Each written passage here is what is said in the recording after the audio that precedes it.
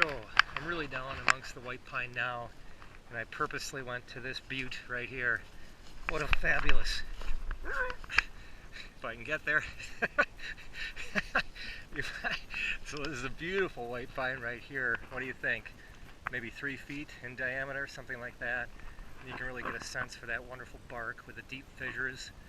I suppose something like cottonwood with the deep fissures, but here you can see that the surfaces are flat and there's not actually that peaked ridge to it. A little different.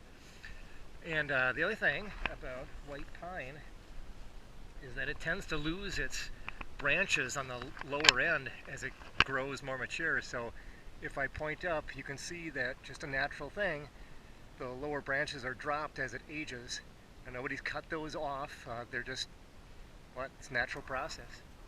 The other thing, and I don't know if you can see this, is that the limbs come off as a whorl, not alternate, not opposite, but it's almost like 3 or 4 branches that come off all at the same height, and then it repeats as you go up the tree.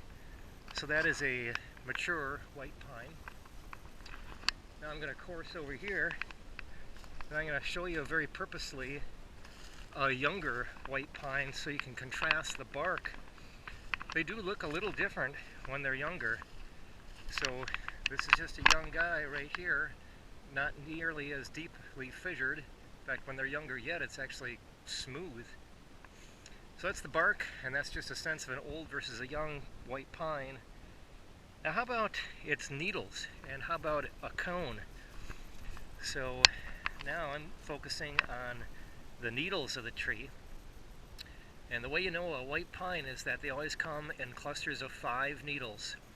An easy way to remember it is white, W-H-I-T-E, 5 letters, white, and these come in needles of 5, about 2.5, 3 inches long. And how about its cone? This is a cone right here. It's a female cone, and this looks like from last year. You can tell because some of the scales on the cone have been chewed away, probably by squirrels or a chipmunk. And this is fully opened up, and the seeds are most likely now in the ground somewhere, or perhaps on top of the ground. They've been released at this point. So this is a typical white pine female cone. You'd see the male, very different looking cones in the spring of the year, but not at this height. They'd be up on high somewhere in the spring. So there you go. I'm going to pause again, and in a second here I'm going to show you how to get 2 measurements that are common to forestry. One is the circumference of the tree, and the other is how to get the height of the tree. So I'll be back in a second.